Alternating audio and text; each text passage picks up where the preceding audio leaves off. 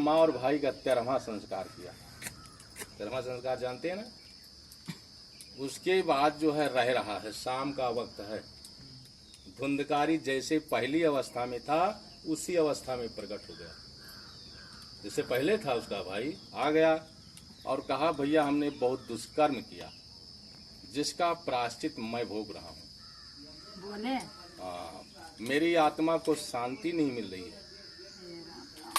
तो उसका भाई जो विद्वान पंडित था उसने कहा भैया मैंने अपनी सामाजिक प्रक्रिया के अनुसार आपका 13वां संस्कार कर दिया, गया श्राद्ध कर दिया, जितनी श्राद्ध है हमने सब कर दिया, फिर भी आपकी आत्मा को शांति नहीं मिल रही है, तो क्या करूं जिससे तुम्हारी आत्मा को शांति मिले, वही चीज बताओ, वही मैं करूंगा। तो कहा धुंधकारी ने कि हमको श्रीमद् भागवत का पाठ सुनाइए, उसी के द्वारा मेरी आत्मा को शांति मिलेगी।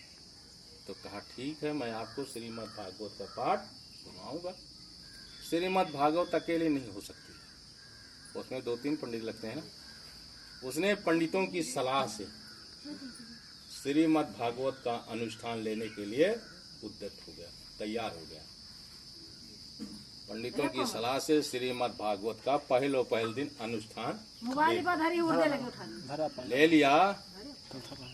तो सर्वप्रथम दिन धुंधकारी श्रीमद् भागवत सुनने के लिए आया तो उसको कहीं जगह नहीं मिली। प्रेत को कोई सभा में बैठने देगा? श्रीमद् भागवत सुनने के लिए सर्वप्रथम दिन आ गया। तो उसमें बांस के झंडे गड़े रहते हैं, देखा ना, आप रामायण करते हैं तब भी हरे बांस के लगाते हैं, लगाते नहीं हैं। तो उसमें भी श्रीमद् भागवत में सबका अलग अलग स्थान रहता है। जैसे भगवान का स्थान अलग है, गौरी का स्थान अलग है, गणेश का स्थान अलग है, नवग्रह का स्थान अलग है। वहाँ वेदी बनाई जाती है, बड़ी बड़ी वेदियाँ, सबकी अलग अलग विधिवत पूजा है।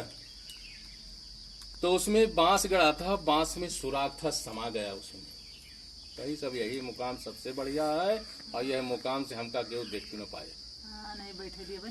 कहाँ बैठे हैं और मैं श्रीमद् भागवत सुनूंगा, क्योंकि उससे मेरी आत्मा को शांति मिलना है ना। तो प्रतिदिन श्रीमद् भागवत सुनता था उसी बांस के पोड़ से। 7वें दिन समापन का समय आ गया है, आज आखिरी कथा है। तो उसी दिन बांस की पोड़ से तड़ाक से आवाज हुई, बांस फट गया। धुंधकारी पीतांबर वस्त्र धारण किए हुए प्रकट हो गया। व्यास गद्दी लगी रहती है ना भगवान की, उसी गद्दी पर मस्तक टेकने गया तो साक्षात भगवान का दर्शन हो गया उसी जगह। स्वर्ग से विमान आया, धुंधकारी को साधे सहित सीधे स्वर्ग लोक को ले गए। इसी तरह श्रीमद् भागवत में बहुत से उदाहरण जो कि आपको 7 दिन में सुनाया जाता है। राजा परीक्षित, जन्मेजय कथा, अजामिल कथा,